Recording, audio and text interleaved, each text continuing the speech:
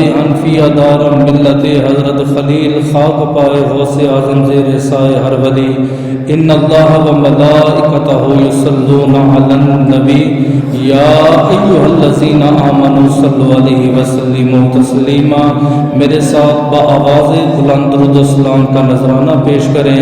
اللہم صلی علی سیدنا و مولانا محمد وعلی آل سیدنا و مولانا محمد وبارک وسلم وصلی علیہ۔ الصلاۃ والسلام علیک یا سیدی یا رسول اللہ وعلی آلک وصحابک یا سیدی یا حبیب اللہ۔ الصلاۃ والسلام علیک یا سیدی یا نور العینین وعلی آلک وصحابک یا سیدی یا جد الحسنین۔ الصلاۃ والسلام علیک یا سیدی یا راحت العاشقین وعلی آلک وصحابک یا سیدی یا مراد المشتاقین۔ رب اشرح لی صدری ویسر لی امری واحلل عقدۃ من لسانی یفقہوا قولی۔ تمام تعریفیں، تمام حمد و ثنا اس ذات کے لیے، وہ ذات جو خالق کائنات بھی ہے، مالک کائنات بھی ہے، رب العالمین بھی ہے، احسن الخالقین بھی ہے۔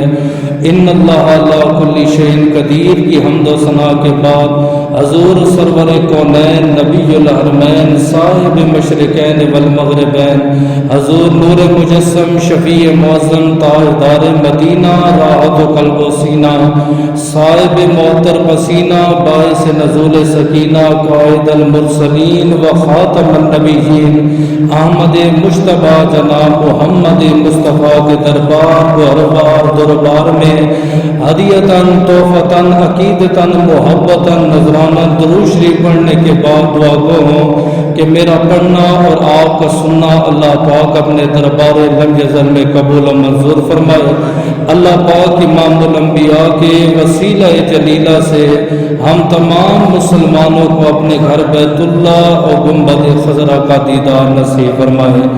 حضرت صلی اللہ تعالی علیہ وآلہ وسلم نے ارشاد فرمایا میرا جو امتی ہو اور اس کو اللہ پاک دو بہنیں عطا فرمائے فَأَحْسَنَ صُحْبَتُهُمَا وہ ان کے ساتھ اچھا سلوک کرے، ان کے لباس کا خیال رکھے، ان کے حقوق کا خیال رکھے۔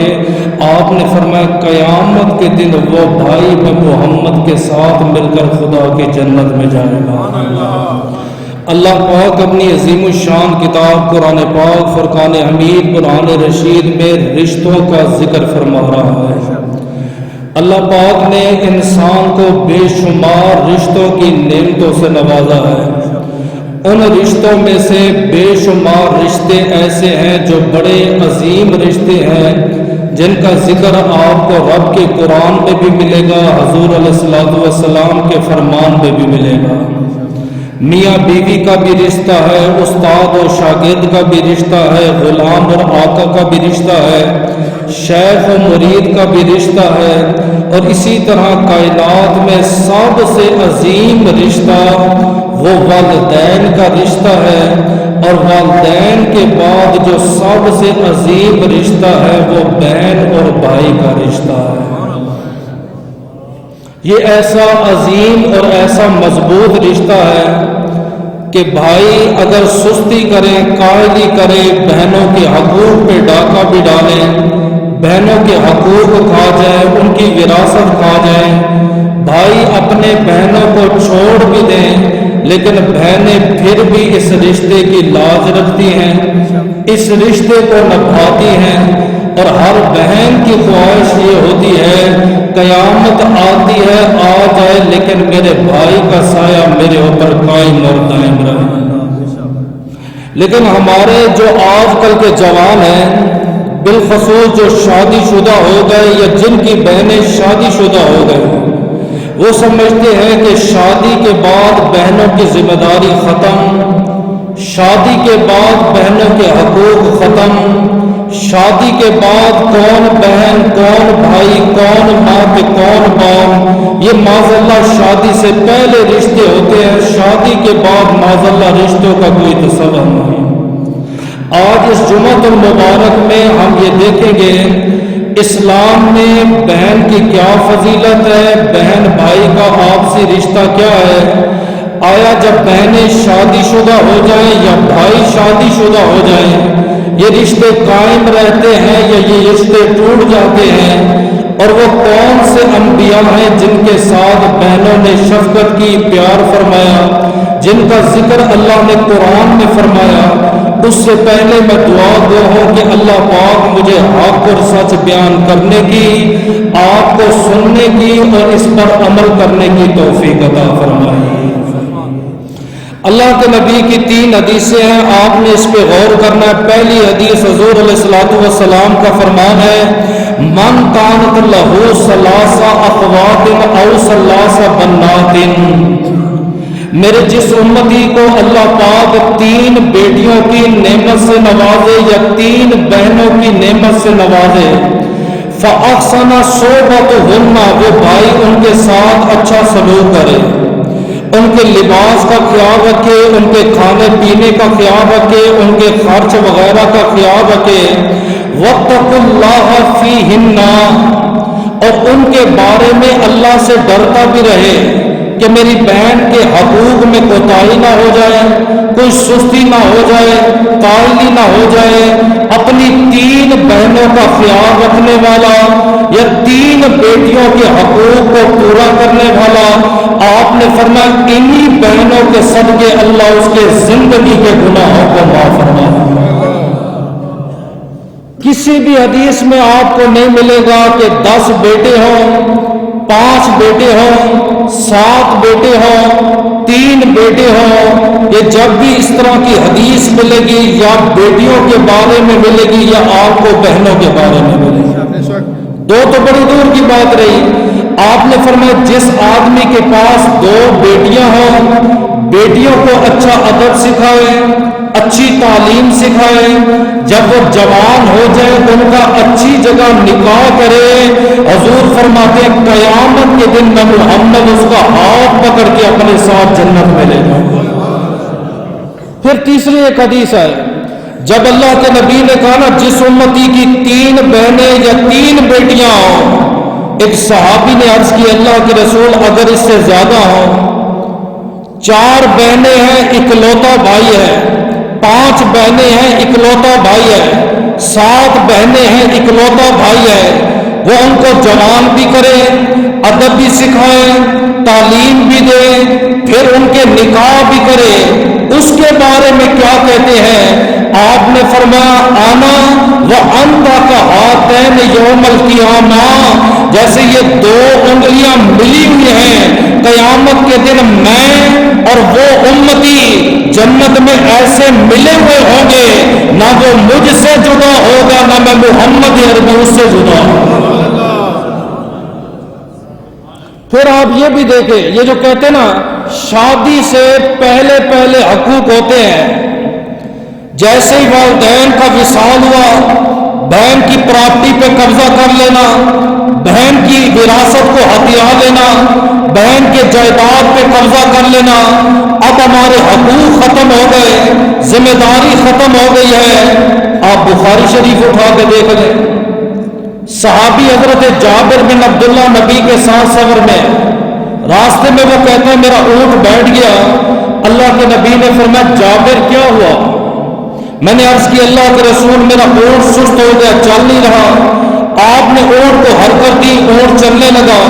دوران سفر اللہ کے نبی نے سوال کیا، آپ نے فرمایا جابر شادی کی ہے کہ نہیں کی؟ آقا کی ہے۔ آپ نے فرمایا کنواری سے کی ہے، بیوہ سے کی ہے، مطلقہ سے کی ہے؟ عرض کی اللہ کے رسول بیوہ سے نکاح کیا۔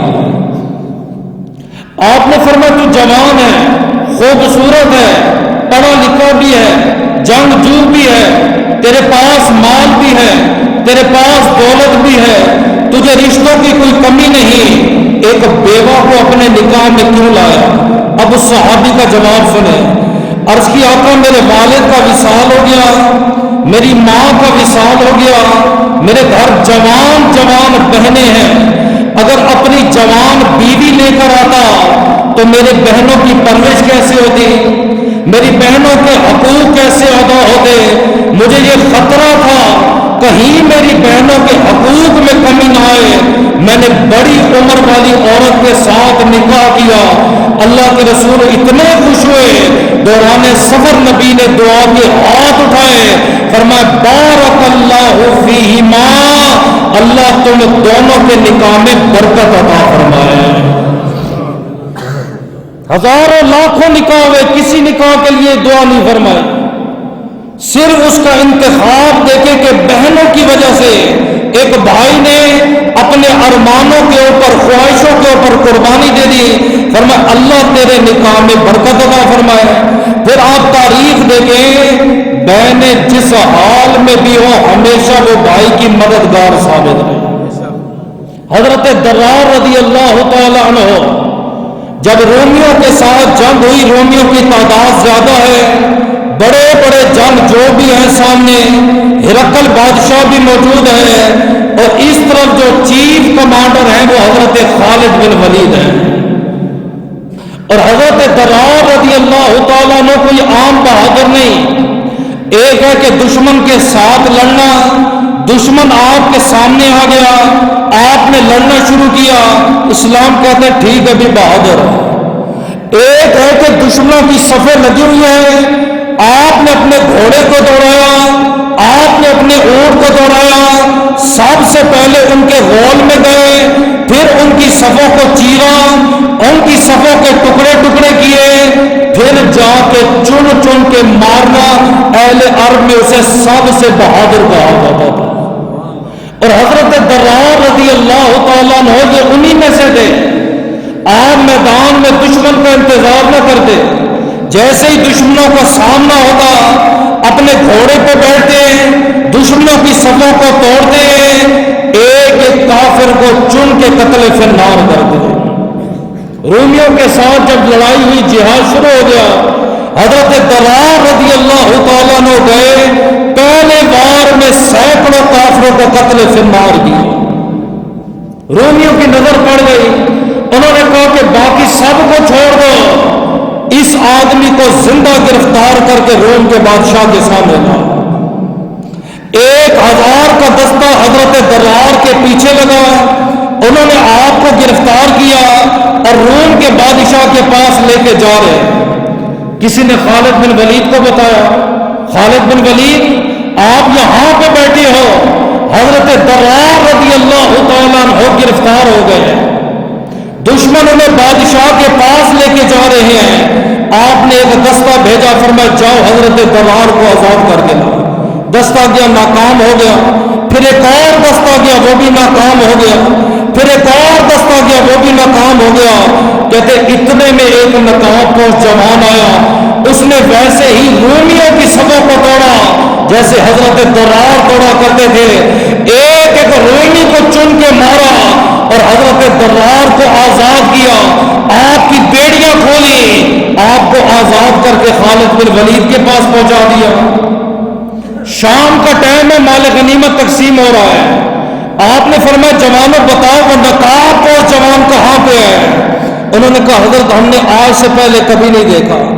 آپ نے فرمایا اسے تلاش کر کے لاؤ, اس نے بڑی بہادری والا کام کیا ہے, میں اسے انعام سے نوازنا چاہتا ہوں. کئی عرصے بعد وہ نقاب پوش آپ کے سامنے لایا گیا. خالد بن ولید جس نے حضرت درار کو رومیوں سے آزاد کروایا تھا, وہ نقاب پوش یہ ہمارے سامنے کھڑا ہے. آپ نے پوچھا جوان تو کون ہے؟ اس نے کہا یا امیر المومنین, میں جوان نہیں بلکہ حضرت درار کی سگی بہن ہوں. آپ نے فرمایا عورتوں کا کام نہیں ہے جنگ میں جانا, عورتوں کا کام نہیں ہے لڑائی جھگڑے کرنا.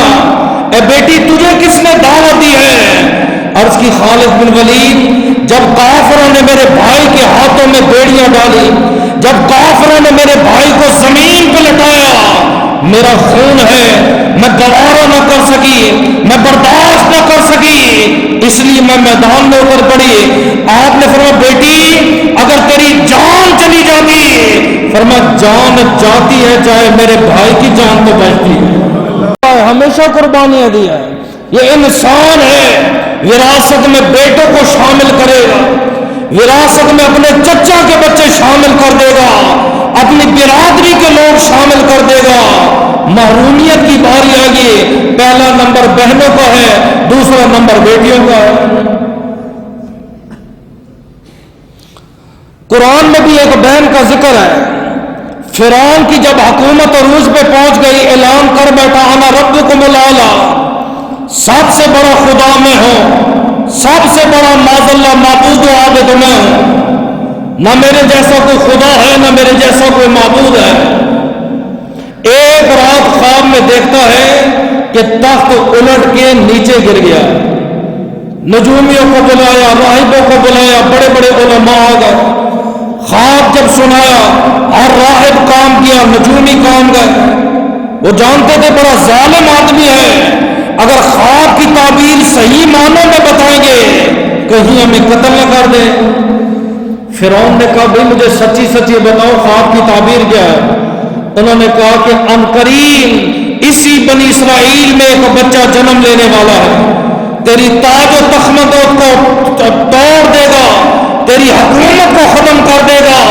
ایک خدا، ایک الہ کی عبادت ہوگی، اللہ کے سوا یہاں کوئی پوجنے والا نہیں، اللہ کے سوا کسی غیر کی عبادت نہ ہوگی، اللہ کے سوا کسی غیر اللہ کو سجدہ نہ ہوگا. وزیروں کو بلا لیا، مشیروں کو بلا لیا، کیا کروں؟ انہوں نے کہا وہ بچہ پیدا ہی نہ ہونے دو. بنی اسرائیل میں حکومت کو آرڈر دے دیے گئے، آج کے بعد جو ماں اپنے گھر میں بچہ پیدا کرے گی اس کو شہید کر دیا جائے. بلکہ جو حاملہ عورت تھی ان کو بھی شہید کر دیا گیا. علماء لکھتے ہیں مفسرین کہ بنی اسرائیل میں فرعون کے ہاتھوں 1 یا 2,000 بچے شہید ہوئے. اور آج یہ آپ 2023 دیکھ لیں، ہر باپ کی خواہش ہے میرے گھر ایک بیٹی ہو یا ایک بیٹا ہو، تیسرا ہو ہی نہ. 7 ماہ کا حمل ہے، پیسے دے کے ضائع کروا دیں. 8 ماہ کا بچہ ماں کی پیٹ میں ہے، اسے اپنے ہاتھوں سے قتل کروا رہے ہیں. اور نبی نے فرمایا قیامت کی نشانی یہ ہے باپ اولاد کا دشمن ہوگا، اولاد اپنے والدین کے دشمن ہوگی. یہ فرعون اگر قیامت کے دن کھڑا ہو گیا، وہ کہے گا اللہ مجھے کس بات کی سزا مل رہی ہے، اور بچوں کا قاتل ہو. یہ جو نبی کی امت ہے، میں نے تو قتل کروائے تھے، یہ تو پیسے دے دے کے خود قتل کرواتی تھی. حضور سے پوچھا کہ بہترین عورت کون ہے؟ آپ نے فرمایا جو کثرت سے اولاد پیدا کرنے والی بہترین عورت ہے. اپنے ہاتھوں سے ہزاروں بچوں کا خون بہا دیا. لیکن قرآن کہتا ہے ان اللہ علی کل شیء قدیر، وہ رب ہر چیز پہ قادر ہے، جسے اللہ رکھے اسے کون چکھے. ادھر حضرت موسیٰ علیہ السلام کی ولادت ہوئی، آپ کی والدہ نے آپ کو اپنے حجرے کے اندر چھپا لیا. آپ کی ایک بہن ہے جس کا نام حضرت ام کلثوم ہے. یہ تفسیروں میں اس کا ذکر ہے، میرے موضوع کے ساتھ اس کا تعلق ہے. یہ وہ ام کلثوم ہے جب میری اور آپ کی ماں حضرت خدیجہ کا وصال ہونے لگا، میرے اور آپ کے نبی آئے، فرمایا خدیجہ الکبریٰ کچھ کھانا ہے؟ عرض کیا آقا میں نے انگور کھانے ہیں. میرے اور آپ کے نبی باہر گئے، انگور کا خوشہ لا کے دیا. عرض کی اللہ کے رسول موسم تو نہیں ہے. آپ نے فرمایا میں نہیں لے کے آیا، میرے رب نے جنت سے بھیجے. خدیجہ الکبریٰ نے کہا آقا میرے لائق کوئی حکم ہے؟ آپ نے فرمایا ہاں خدیجہ، جب جنت میں جانا نا میری جو بیویاں ان کو سلام دینا. خدیجہ الکبریٰ کہتی میں پریشان ہو گئی، پہلی میں عورت ہوں جو آپ کے نکاح میں آئی، پہلی بار میری وجہ سے آپ دولہا بنے، مجھ سے پہلے تو آپ کا نکاح ہی نہیں ہوا. وہ کون سی بیویاں ہیں جن کو میں سلام دوں؟ آپ نے فرمایا حضرت آسیہ سلام اللہ علیہا، حضرت مریم سلام اللہ علیہا، حضرت ام کلثوم سلام اللہ علیہا جو کہ موسیٰ کی بہن ہے. فرمایا ان 3 بیویوں کا خدا نے جنت میں محمد کے ساتھ نکاح فرما دیا. یہ تینوں میری بیویاں ہیں. تفسیروں میں یہ بات آقا ٹھیک ہے وہی ام کلثوم ہے باہر جاتی ہے، دیکھتی ہے فوج تو نہیں آ رہی، فرعون کے سپاہی تو نہیں آ رہے، میرے بھائی پہ حملہ تو نہیں کوئی کرے گا۔ صبح سے لے کر شام تک جھولا جھولتی ہے، حضرت موسیٰ علیہ السلام کو گود میں اٹھاتی ہے، موسیٰ علیہ السلام کو رولیاں دیتی ہے۔ ایک دن بادشاہ کو کسی نے بتایا، جس بچے کی خاطر تو نے ہزاروں بچوں کی جانیں لی ہیں، وہ بچہ اس زمین پہ آ چکا ہے۔ فرعون نے ایک فوج بھیجی، اس نے کہا ایک ایک گھر میں دیکھ کے آؤ، جس کی ہاں بیٹا ہے اسے شہید کر دو۔ فوج جب موسیٰ علیہ السلام کے گھر کے پاس پہنچی، آپ کی والدہ نے آپ کو صندوق میں ڈالا، صندوق کے ساتھ رسی ہے اور دریا میں صندوق کو پھینک دیا۔ مفسرین وجہ لکھتے ہیں، وہ کہتے ہیں دو وجوہات تھی۔ پہلی وجوہات، اگر زندگی رہی تو یہ بچ جائے گا، اگر زندگی نہ بھی رہی، میری جان چلی جائے لیکن چند لمحوں کے لیے میرا بچہ سانس تو لے گا، اور دریا میں رہے گا، سانس تو لے گا۔ آج یہ جوان ہو گیا ہے، ماں کی قربانیاں بھول گیا اور باپ کی قربانیاں بھول گیا۔ غوث پاک کے زمانے میں ایک بچے نے اپنی ماں کو کندھوں پہ اٹھا کے 70 بار بیت اللہ کا طواف کیا اور عرض کرتے میرے مالک ماں کا حق ادا ہو گیا۔ فرمایا او میرے بندے، حقوق کی بات کرتا ہے، وہ بھی ماں کے حقوق کی بات کرتا ہے۔ جب تو ماں کے پیٹ میں تھا، تیری ماں کو درد ہوتا تھا، اس درد کی ایک بوند کا بھی تو نے حق ادا نہیں کیا۔ اب صندوق تیر ہے، مفسرین پتہ کیا لکھتے ہیں؟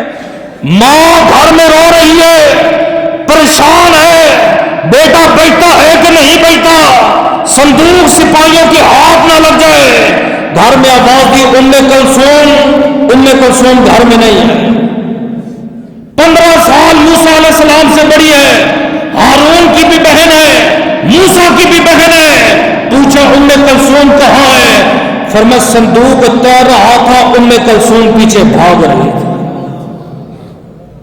کئی کلومیٹر تک وہ صندوق تیرتا رہا اور بھائی ندی کے کنارے بھاگ رہی، بہن بھاگ رہی ہے، کبھی دیواروں کے پیچھے چھپتی ہے، کبھی درختوں کے پیچھے چھپتی ہے، پھر سر اٹھاتی ہے، پھر بھاگتی ہے، پاؤں میں جوتا نہیں ہے، تپتی ریت ہے، صندوق کا پیچھا کر رہی ہے۔ کسی نے کہا یہ چھپنا کیا ہے؟ فرمایا ڈرتی تھی کہیں سپاہی دیکھ نہ لیں۔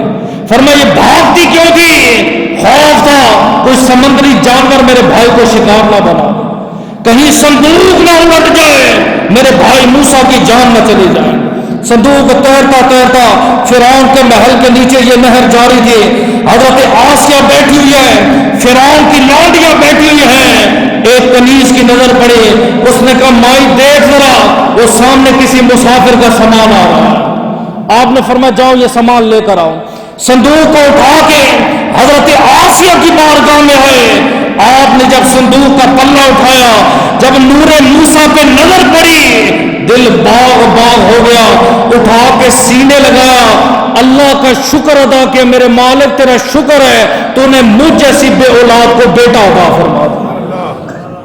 فرعون نے تو بڑی کوشش کی بچہ نہ ہے، آپ لاکھ گولیاں استعمال کریں۔ اصحاب رسول نے عرض کیا کہ ہم عزل کرے کہ نہ کریں؟ عزل کا معنی یہ ہوتا ہے آپ بیوی کے پاس جائیں، اس کے ساتھ حقوق زوجیت ادا کریں، لیکن آپ یہ کوشش کریں کہ بچہ پیدا نہ ہو۔ یہی سوال اصحاب رسول نے کیا، آقا عزل کریں یا نہ کریں؟ آپ نے فرمایا تم کرو یا نہ کرو، جس روح نے پیدا ہونا ہے وہ قیامت تک آتی رہی، تم نہیں روک سکتے۔ حضرت آسیہ بچے کو موسیٰ علیہ السلام کو ایسے گود میں لے کے کھڑی ہے۔ فرعون گھر میں آیا، اس نے کہا بی بی آسیہ ایک بچہ کہاں سے آیا؟ فرمایا یہ تو نہر سے تیرتا ہوا ملا۔ کہا یہ وہ بچہ تو نہیں جو میری حکومت کو، میرے تاج کو نقصان پہنچائے گا۔ فرمایا چل جا اپنا کام کر، ہزاروں بچے تو نے مار دیے ہیں، وہ بچہ بھی شہید ہو چکا ہوگا، یہ تو بڑا پیارا بچہ ہے، بڑا نورانی بچہ ہے۔ فرعون نے جا کے نجومیوں سے مشورہ کیا، انہوں نے کہا اس بچے کا امتحان میں پتہ چل جائے گا، ایک طرف آگ کا انگارہ رکھو، ایک طرف ہیرا رکھو، جو ہیرے کو اٹھائے اللہ کا نبی ہوگا، انگارے کو اٹھائے یہ وہ بچہ نہ ہوگا. آپ کے سامنے آگ کا انگارہ بھی ہے, چمکتا ہوا ہیرا بھی ہے. آپ نے جب ہیرے کی طرف ہاتھ اٹھانے لگے اللہ نے جبریل کو بھیجا, فرمایا موسیٰ کے ہاتھ میں انگارہ رکھو. حضرت موسیٰ نے انگارہ منہ میں رکھا, زبان پہ لکنت آئی. اللہ پاک نے فرمایا ربی اشرح لی صدری ویسر لی امری واحلل عقدۃ من لسانی یفقہوا قولی. اور یہ ایسا وظیفہ ہے جو بچہ اگر پیدائشی گنگا نہ ہو, زبان میں لکنت ہو, اس آیت کو 41 مرتبہ پڑھ کے بچے کو پانی میں دم کرے اور پلائے, اللہ اس قرآن کے صدقے اس مریض کو صحت عطا فرماتا. میں بڑا حیران رہا, تفسیر پڑھتا رہا. اس نے پتہ کیا لکھا ہے, وہ کہتے جو ہیرا اٹھائے ہیرا تو سمجھو اللہ کا نبی ہے, اگر انگارہ اٹھائے سمجھو نبی نہیں ہے. پتہ کیا چلا, فرمایا نبی ہوتا ہے تو نبی کو پرکھ ہوتی ہے. 40 سال بعد نبی نہیں بنتا. نبی ہوتا ہے, ماں کے پیٹ میں ہو تب بھی نبی ہے, باپ کے پشت میں ہو تب بھی نبی ہے. فرعون مطمئن ہو گیا. تھوڑی دیر بعد موسیٰ علیہ السلام نے رونا شروع کر دیا. کیا ہوا بھائی, بچے کو پیاس لگی ہے. ام کلثوم کہاں ہے؟ دوڑتی ہوئی فرعون کے محل میں آ گئی. کیوں؟ او اپنے گھر سے صندوق کے پیچھا کرتی ہوئے آئی. میرا بھائی دشمن کی قید میں ہے, ظالم میرے بھائی کے ساتھ کیا کریں گے؟ کہیں میرے بھائی کو شہید تو نہیں کر دیا اور میرے بھائی کو مار تو نہیں رہے؟ فرعون کے دربار میں آ گئے. اعلان ہو گیا بنی اسرائیل میں ہمارے پاس ایک بچہ آیا ہے جو ماں اس کو دودھ پلائے گی, جس کا دودھ یہ بچہ پیے گا اتنا سونا دیں گے, اتنی چاندی دیں گے, اتنے گھوڑے دیں گے, اتنے اونٹ دیں گے. ہر عورت دوڑ پڑی ہے. بڑی سے بڑی عورت نے کوشش کی ہے, دودھ پلانا چاہا. موسیٰ علیہ السلام اپنا چہرہ پھیر لیتے. ہر ایک ماں نے کوشش کی ہے, موسیٰ علیہ السلام نے دودھ نہ پیا. آسیہ پریشان ہے, عورتیں پریشان ہیں, ہر ماں کی آنکھ میں آنسو ہے, یہ بچہ دودھ کیوں نہیں پی رہا. حضرت ام کلثوم آگے بڑھی, فرمایا بی بی اجازت دو, ایک ماں میں جانتی ہوں اگر وہ آئے تو یہ بچہ دودھ پی لے گا. انہوں نے کہا وہ کون ہے مائی؟ فرمایا میں لے کے آتی ہوں. دوڑتی ہوئی گئی موسیٰ کی ماں کے پاس, اماں مقدر جاگ گئے ہیں, تیرا بلاوا آ گیا ہے, بھائی کو بھوک لگی ہے, بھائی کو پیاس لگی ہے. ماں محل میں پہنچی, ماں نے دودھ پلایا, موسیٰ علیہ السلام نے دودھ پی لیا. اعتراض کرنے والا لکھتا ہے, وہ کہتے تم کہتی ہو ہمارے نبی افضل ہے, ہمارے رسول افضل ہے. محمد عربی کو 5 کے 7 بھائیوں نے دودھ پلایا, میرے نبی نے 5 کے 7 عورتوں کا دودھ پیا, سگی ماں کا بھی پیا, دائیوں کا بھی پیا. کہ پاک موسیٰ نے تو اپنی ماں کے سوا کسی کا نہیں پیا. ہر عورت نے کوشش کی ہے, موسیٰ علیہ السلام چہرہ پھیرتے رہے اور تمہارے لجپال نبی کو 7 عورتیں دودھ پلا گئی. کیسے افضل ہوئے؟ ہم کہتے سنو, محدثین فرماتے ہیں جن عورتوں کا موسیٰ نے دودھ نہ پیا, ہر آنکھ رو رہی تھی, ہر دل دھڑک رہا تھا, ہر دل غمزدہ تھا, لیکن میرے نبی کو جس ماں نے دودھ پلایا آپ نے پی لیا. دنیا میں تعلیم دی ہے, میں محمد ماؤں کا دل توڑنے نہیں, ماؤں کا دل جوڑنے کے لیے آیا.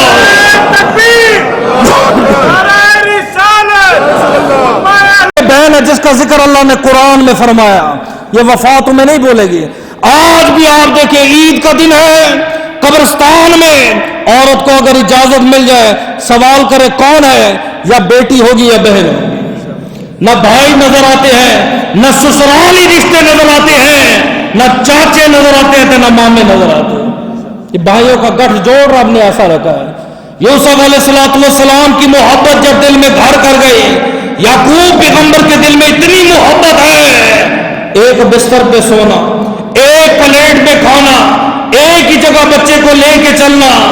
11 بھائیوں نے سوچا شاید یہ باپ کی محبت غالب آ گئی ہے, وراثت سے محروم نہ ہو جائے, دولت و جائیداد سے محروم نہ ہو جائے. باپ تو ہر دن یوسف ہی کرتا رہتا ہے. اس سے پہلے یہ بڑا ہو اس بھائی کو شہید ہی کر دیا جائے. معلوم نہیں تھا یہ اللہ کا نبی ہے. جو معلوم ہوتا وہ کام یہ کبھی بھی نہ کر دے.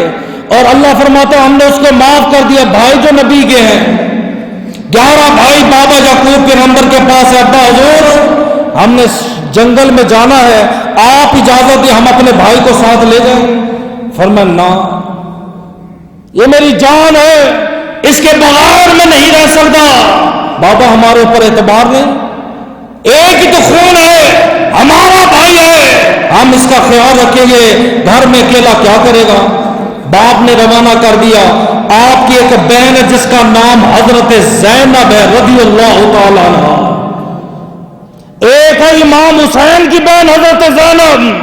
جب میرے پیر امام حسین کربلا کی زمین میں جانے لگے تب یہ زینب نے کہا تھا بھائی ٹھہرو, پہلے آن بھی قربان ہوگا, محمد بھی آپ پہ قربان ہوگا, بعد میں آپ جانا.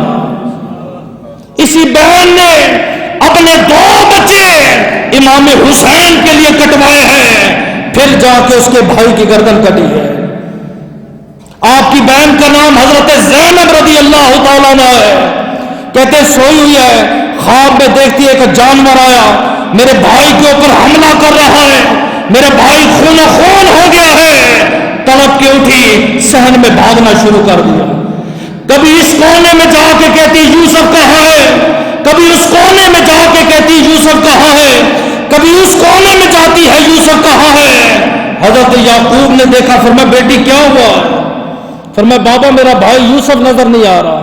فرمایا وہ تو بھائیوں کے ساتھ گیا ہے, کیوں رو رہی ہو, گھبرا کیوں رہی ہو. بابا میں نے بڑا عجیب خواب دیکھا ہے, اگر سچا ہو گیا آج میں رو رہی ہوں, قیامت تک آپ روتے رہے. تو خواب سچا ہو نہیں گیا. باپ کی نام میں بیٹھ کے روتا ہے, بیٹا مصر میں بیٹھ کے روتا ہے. باپ کے آنسوؤں پہ بھی خدا گواہ ہے, بیٹوں کے آنسوؤں پہ بھی خدا گواہ. اس ٹائم بھی بہن ایک نبی کے پیچھے دوڑتی رہی. تیسری بہن, اس کا ذکر نہ کروں جمعہ نہیں مکمل ہوتا.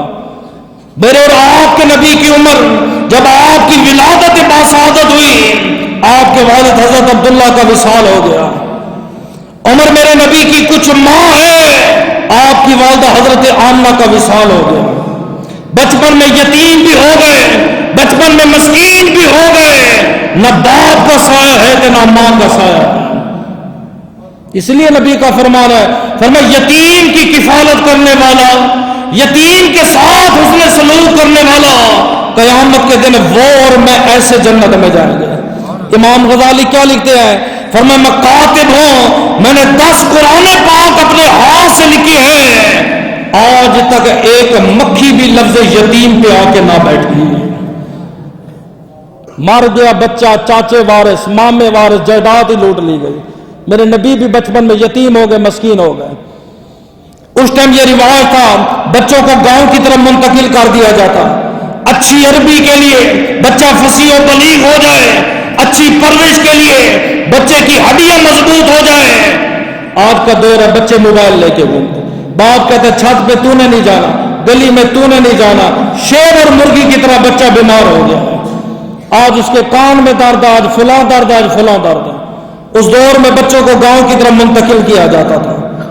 دائیاں آئی ہیں حلیمہ سعدیہ کے گاؤں کی, آپ کہتی میری اونٹنی کی رفتار سست تھی, کمزور اونٹنی تھی, لاغر اونٹنی تھی. گھر میں درخت تھا وہ بھی خشک ہو گیا تھا, پانی میرے گھر میں نہ تھا, بکریوں میں دودھ نہ تھا. میرا خاوند حارث ہے وہ بیمار ہے, میری بیٹی شیمہ ہے وہ بھی بیمار ہے. کہتی میری اونٹنی سستی, میں پیچھے رہ گئی. مکہ میں دائیاں آ گئی. ہاں بھائی کس کا بچہ ہے, فلاں بن فلاں کا. باپ کیا کرتا ہے, فلاں تجارتی ہے, یہ بچہ میرا ہے. ماں کیا کرتی ہے, فلاں کا بچہ ہے, یہ بچہ میرا ہو گیا. جب باری میرے لجپال نبی کی آئی, فرمایا بتاؤ اس کا باپ کون ہے, اس کی ماں کون ہے. آواز ہے یتیم و مسکین ہے. فرمایا اپنے پاس رکھو, ہمیں یتیم و مسکین کی ضرورت ہے. یتیم کو کون پالے گا, مسکین کو کون پالے گا.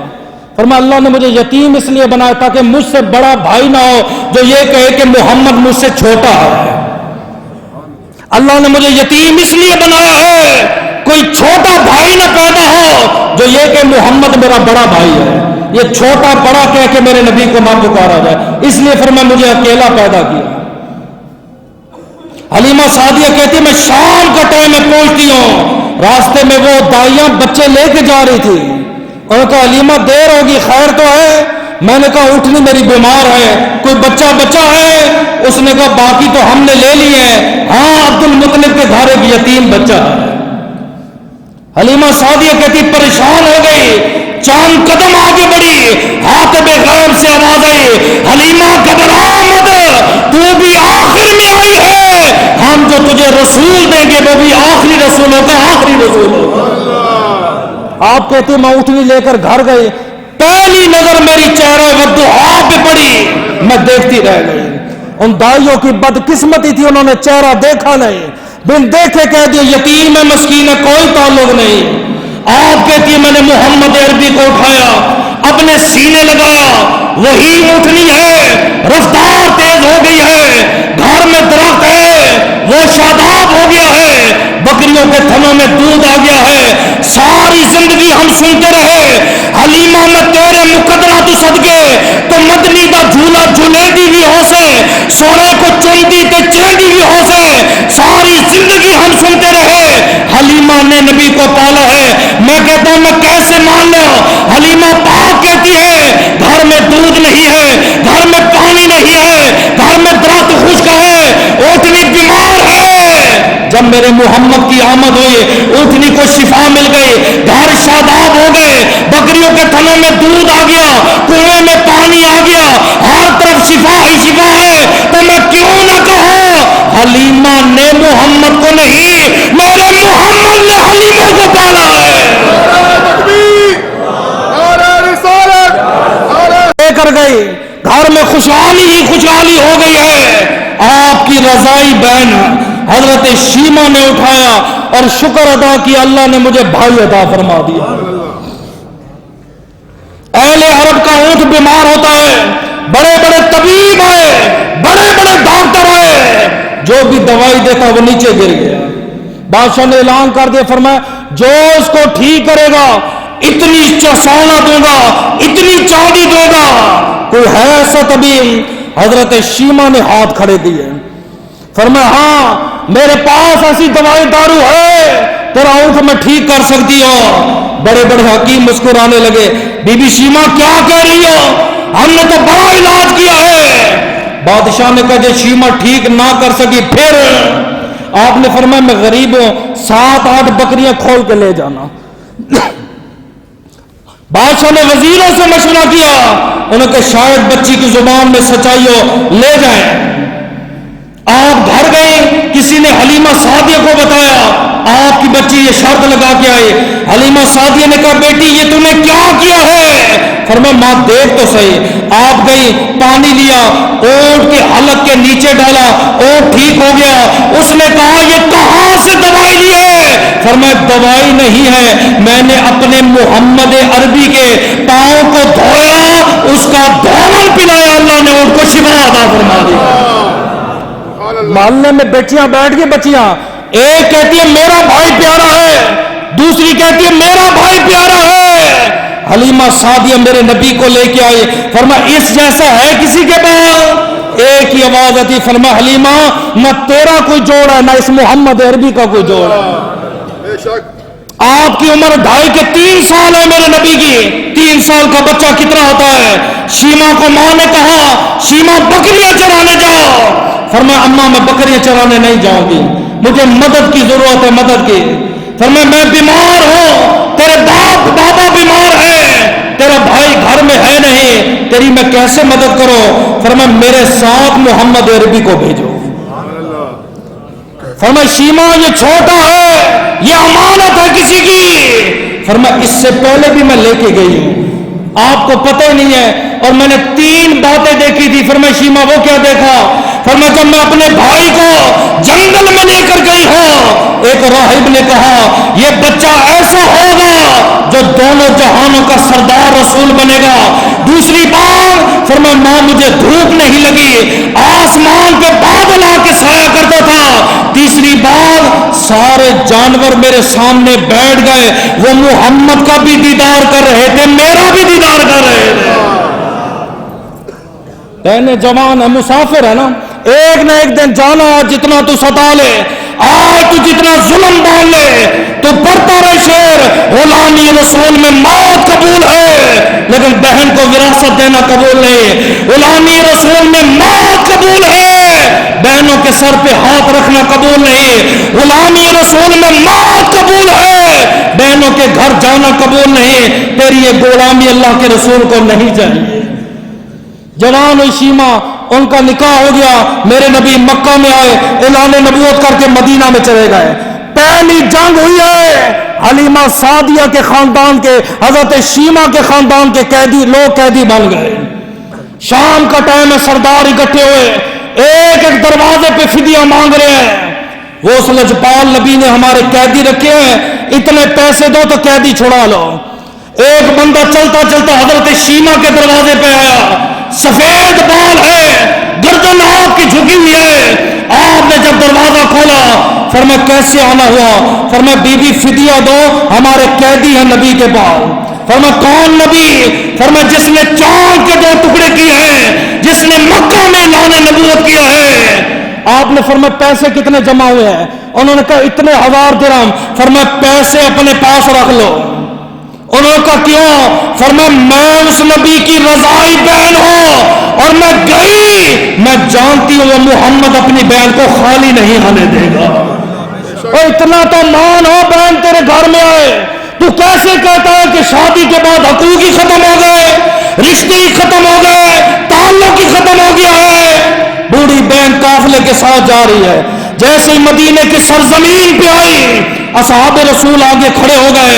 اس نے کہا بی بی کہاں جاتی ہو؟ آگے ہمارے نبی بیٹھے ہیں۔ اس نے ایک تاریخی جملہ کہا، اس نے کہا خلو سبیلی وَعْلَمُوا انا اخت نبیکم صلی اللہ علیہ وسلم، تلواریں ہٹاؤ، جاؤ اس نبی کو بتاؤ کہ تمہاری بہن آئی ہوئی ہے۔ ایک صحابی کہتا میں دوڑتا ہوا گیا، میں نے کہا آقا آپ کے دربار میں ایک عورت آئی ہے جو دعویٰ کرتی ہے کہ میں آپ کی بہن ہوں، ہم نے تو کبھی نہیں سنا۔ میرے نبی کی نگاہ نبوت سے آنسو نکلے، اتنے روئے، آپ کے آنسو سے آپ کی داڑھی تر ہو گئی۔ آپ نے فرمایا میری بہن حضرت شیما آئی ہے۔ آقا آپ کی تو کوئی بہن نہیں ہے۔ آپ نے فرمایا میری رضائی بہن ہے۔ میرے اور آپ کے نبی نے استقبال کیا، حضرت شیما کو کئی سالوں بعد دیکھا، بہن بھی رو رہی ہے، بھائی بھی رو رہا ہے۔ میرے نبی نے پہلا جملہ کہا شیما جب تم محمد کو گود میں اٹھاتی تھی، جب تم مجھے گلیوں میں گھماتی تھی، بتانا مجھے لوری کیا دیتی تھی؟ حضرت شیما نے رو کے کہا اے اللہ کے رسول میں لوری دیتی تھی، ربنا وقین محمد، اے اللہ میرے محمد کو سلامت رکھنا، اے اللہ میرے محمد کو سلامت رکھنا۔ آپ نے فرمایا آج مجھے وہ لوری سنا۔ حضرت شیما نے بڑے دربار میں کہا ربنا ابقین محمد، اے اللہ میرے بھائی محمد کو سلامت رکھنا۔ آج جن بہنوں کی طرف تو نہیں جاتا، جن کے جنازوں میں تو شریک نہیں ہوتا، خدا کی قسم ہمارے سامنے آتی ہے اور ہمارے سامنے دوپٹہ پھیلا کے کہتی ہے میرے بھائی کے لیے دعا کرنا، میرے بھائیوں کی جوڑی سلامت رہے، میرا بھائی اپنے گھر میں خوش رہے۔ آپ نے کہا حلیمہ اگر تو مجھے پیغام بھیج دیتی میں سارے قیدی چھڑوا دیتا۔ عرض کی آقا آپ کا دیدار کیسے کرتی؟ میرے نبی نے سارے قیدی آزاد کیے اور جاتے وقت تمہیں اور مجھے تعلیم دی۔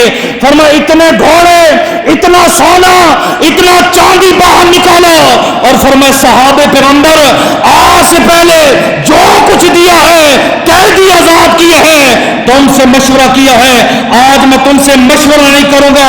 آقا کیوں؟ فرمایا محمد کی بہن آئی ہے، محمد اپنی بہن کو خالی نہیں جانے دیں گے۔ تیری تو رات تکتے رہ گئے، تو مڑ کے بھی نہیں آیا، شادی شدہ ہو گئی، حقوق ختم ہو گئے۔ یہ آخری بات ہے، 2 منٹ میں مکمل کروں گا۔ حجاج بن یوسف کا دربار لگا ہوا ہے، ایک ہی گھر کے 3 بندے گرفتار ہو گئے۔ پھانسی لگنی تھی. فرمایا کوئی ہے ولی وال؟ انہوں نے کہا جی ایک بی بی ہے. بی بی دربار میں آئی ہے, بڑے کو دیکھتی ہے تب بھی روتی ہے, درمیانے کو دیکھتی ہے تب بھی روتی ہے, چھوٹے کو دیکھتی ہے تب بھی روتی ہے. آپ نے فرمایا بی بی اتنا رو رہی ہے, رشتہ کیا ہے؟ اس نے کہا ایک میرا خاوند ہے, ایک میرا بیٹا ہے, ایک میرا بھائی ہے. جب آپ نے اس کے آنسو دیکھے فرمایا وختار واحد منہم, میں تجھے اختیار دیتا ہوں ان میں سے ایک کو تو رکھ لے, دو کو ہم پھانسی دیں گے. دربار میں شور ہو گیا, اے بچے کو رکھے گی. دوسری کہتی ہے نہیں نہیں بچے کو رکھے گی, خامد کو مروا دے گی, ایک خامد کو رکھے گی. تیسری کہتی ہے نہیں بھائی کو رکھے گی. حجاج نے کہا آخری بار پوچھ رہا ہوں, ایک کا اختیار ہے, بچانا ہے تو بتا. اس نے کہا کہ میرے بھائی کو آزاد کر دو. دربار سارا کا سارا ہل گیا. عورت کہہ رہی ہے میرے دربار میں کہ بھائی کو آزاد کر دو. کیوں؟ فرمایا الزوج موجود والولد مولود والاخو ماخوذ. فرمایا خامد بھی موجود ہے, بیٹا بھی موجود ہے, میرا بھائی بھی موجود ہے. فرمایا بھائی کو آزاد کر دو. وجہ فرمایا اللہ نے قسمت میں نکاح لکھا ہوا دوسرا بھی مل جائے گا خامد. جے اللہ نے قسمت میں اولاد لکھی ہوگی پھر اللہ دے دے گا, لیکن بھائی قسمت میں ایک بار ملتے ہیں, بار بار نہیں ملتے. حجاج نے جب یہ فیصلہ سنا فرمایا سلام ہے تجھے, تیری زینت کو, تیری عزت کو سلام ہے, تیرے انتخاب کو سلام ہے. تیرے انتخاب کے صدقے میں ان تینوں کو آزاد فرماتا ہوں. دعا ہے کہ اللہ عمل کی توفیق.